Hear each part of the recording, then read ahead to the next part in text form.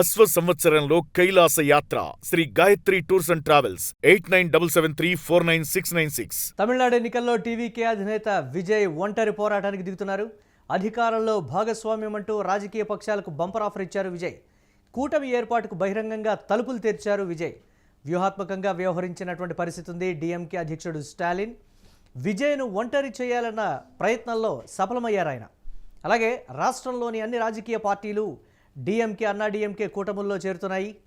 MGR ADMK పేరిట party ఏర్పాటు చేశారు పన్రుట్టి రామచంద్రన్. ఆయన మాత్రం టీవీకేకు మద్దతు తెలిపారు.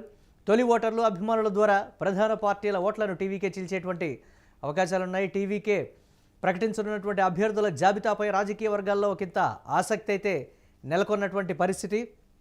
దీనిపై మరిన్ని అప్డేట్స్ మా కరెస్పాండెంట్ కిరణ్ అందిస్తారు. కిరణ్, ఏ విధంగా చూడాలి విజయ్ నేను ఒంటరిగానే వెళతాను, ముఖ్యమంత్రి పీఠాన్ని అధిష్ఠిస్తాననేటువంటి మాట, మరి ఏ విధంగా ఉండబోతున్నాయి తమిళనాడు రాజకీయాలు?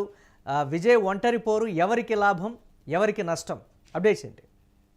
మురళి, అధికారంలో భాగస్వామ్యం అంటూ రాష్ట్ర రాజకీయాల్లో ప్రకంపనలు సృష్టించారు విజయ్. అయితే ఎన్నికలకు ముందే ఏదైతే తన కూటమిలోకి వస్తే అధికార భాగస్వామ్యం ఇస్తానంటూ నేరుగా ఆయా పార్టీలకు ఆఫర్ ప్రకటించారు. అయితే ఈ విజయ్ ఆఫర్ పైన ఇటు బీసీకే, కాంగ్రెస్ డిఎండికే లాంటి పార్టీలు కూడా ఒక రకమైన సందిగ్ధంలో పడ్డాయి. ఏదైతే నేరుగా స్టాలిన్తోనూ అటు అన్నాడీఎంకేతో కూటమితోనూ కాకోకుండా విజయ్తో పొత్తుకెళ్ళడానికి కొన్ని పార్టీలు ప్రయత్నం చేశాయి. అయితే విజయ్ ఏ మేరకు రాజకీయాల్లో నిలబడతాడనే అంశంలో కొన్ని పార్టీలు కూడా వెనకడిగేశాయి. అయితే ప్రధానంగా విజయ్ ఇచ్చిన అధికారంలో భాగస్వామ్యం అంటూ ఏకంగా ఉప ముఖ్యమంత్రి పదవులు, మంత్రి పదవులు ఆఫర్ ఇవ్వడంతో కొన్ని పార్టీలు అటువైపు తొంగి చూశారు. అయితే ఎట్టకేలకు చివరికి ఈ విజయ్ ఒంటరిగా పోటీ చేయడానికే మొగ్గు చూపుతున్నారు. మరోపక్క ఏ రాజకీయ పార్టీ కూడా విజయ్ తో కలిసి వెళ్ళడానికి కూడా మొగ్గు చూపడం లేదు. అటు కీలకమైన పార్టీలన్నీ అన్నాడీఎంకే, డిఎంకే కూటమిలోనే ఉన్నాయి. ఎంజీఆర్ఏ డిఎంకే పేరిట పార్టీ ఏర్పాటు చేశారు ప్రసుట్టి రామచంద్రన్. ఆయన ఒక్కడు మాత్రమే టీవీకేకి మద్దతు ఇస్తున్నారు.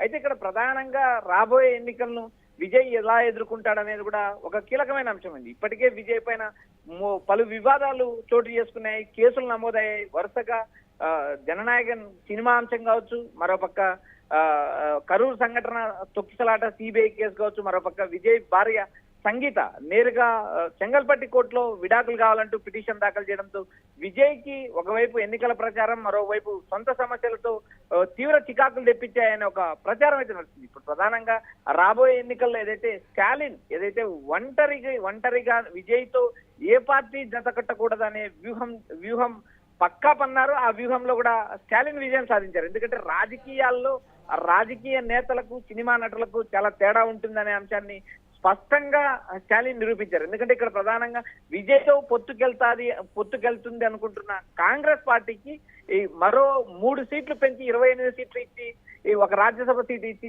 నేరుగా మళ్ళీ కూటమిలోకి ఆహ్వానించారు. కాంగ్రెస్ తో పాటు డిఎంకే కలిసి పోటీ చేస్తున్నారు. డిఎంకే కూటమిలో దాదాపు 10 పార్టీలు ఉన్నాయి. మరోపక్క అన్నా డిఎంకే కూటమిలో చూసినప్పుడు కీలక పార్టీలు కూడా అన్నా డిఎంకే కూటమిలో ఉన్నాయి. నేరుగా కేంద్రంలో అధికారం ఉన్న బీజేపీ కూడా ఆ కూటమిలో ఉంది. ఇక్కడ ప్రధానంగా కీలకమైన విజయ్ తో ఏ పార్టీ పొత్తు పెట్టుకోవడానికి ప్రయత్నం చేయలేదు. గతంలో అన్నా డిఎంకే పళనిస్వామి కావచ్చు, నరేంద్ర మోడీ కావచ్చు, అమిత్ షా కావచ్చు నేరుగా విజయ్ తో పొత్తు పెట్టుకోవడానికి ప్రయత్నం చేశారు.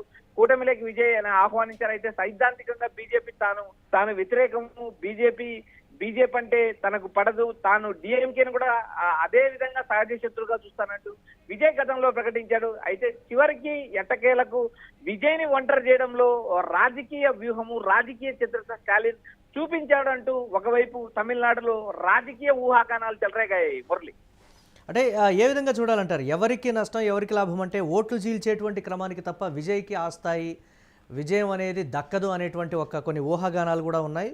ఎలాంటి అభ్యర్థుల్ని ప్రకటిస్తారు అనేటువంటిదే ఆ గ్రౌండ్ లెవెల్లో పనిచేస్తున్నటువంటి కార్యకర్తల, లేకపోతే ప్రజాభిమానం చూరగొన్నటువంటి స్థానికంగా ఉండేటువంటి కొన్ని అంశాల్లో హెల్ప్ అయినటువంటి నేతల అనేది కూడా, అంటే మేనిఫెస్టో ఇప్పటికే విజయ్ కూడా యాజ్ యూజువల్గా అన్ని పార్టీల పంధాలోనే నడుస్తున్నారు అనేటువంటి విమర్శలో నుంచి ఎలాంటి క్యాండిడేట్లని సెలెక్ట్ చేస్తారు అనేది ప్రధానంగా ఒకంత సస్పెన్స్గా మారింది కదా. దీనికి సంబంధించి ఎలా చూడాలంటారు మనం? మురళి, ఇక్కడ ప్రధానంగా కూటమిల వ్యవహారాన్ని మనం గమనించినప్పుడు విజయ్తో పొత్తు పెట్టుకోవడానికి ప్రధానమైన పార్టీలు ఏ పార్టీలు ముందుకు రాలేదు. విజయ్ ఒంటరిగా ఎన్నికలు పోటీ చేయడానికి మొగ్గు చూపుతున్నారు.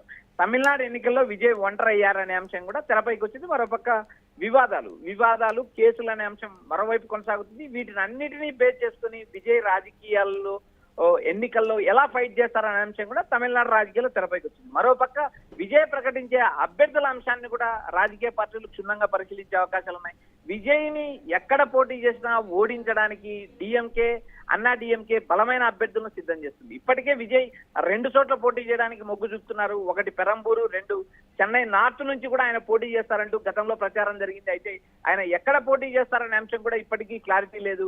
ఏదైతే అన్నా డిఎంకే కానీ విజయ్ పోటీ చేసే స్థానంలో బలమైన అభ్యర్థులు రంగంలోకి దించుతుంది అనడంలో ఎలాంటి సందేహం లేదు. మరోపక్క అన్నా డిఎంకే నుంచే ఎక్కువ శాతం అభ్యర్థులు బయటికి వెళ్లారు. ఏదైతే కూటమిలోకి వెళ్ళిన నేపథ్యం ఉంది. ఇలాంటి పరిస్థితుల్లో ఎలా ముందుకెళ్తారా అనేది కూడా మనం చూడాలి. ఎందుకంటే విజయ్ రాజకీయంగా ఎలా ఎదుర్కొంటాడు. మరోపక్క అన్నా డిఎంకే లోంచి పలువురు మాజీ ఎమ్మెల్యేలు కూడా పార్టీలు మారి వెళ్లారు. అయితే వారికి ఎంత మాత్రం టికెట్లు దక్కుతాయనే అంశాన్ని కూడా మనం చూడాలి. అయితే ఈ ఎన్నికలను ఎలా ఎదుర్కొంటాడు విజయ్ అనే అంశము, ఒంటరి పోరు తప్పదనే అంశము మరోపక్క కీలకంగా తమిళనాడు ఎన్నికల్లో రాబోయే ఎన్నికల్లో విజయ్ ఎటువైపు మొగ్గు చూపుతాడా, ఎటు విజయం సాధిస్తాడా అనే అంశం కూడా కీలకంగా మారింది. మరోపక్క ఒంటరి పోరులో విజయ్ ఏమాత్రం సీట్లు సాధిస్తాడా, విజయ్ చీల్చే ఓట్లు అటు డిఎంకేకి ఇటు అన్నా డిఎంకేకి ఏ కూటమికి దెబ్బ తగులుతుందా అనేది కూడా మనం రాబోయే రోజుల్లో వేచి చూడాలి.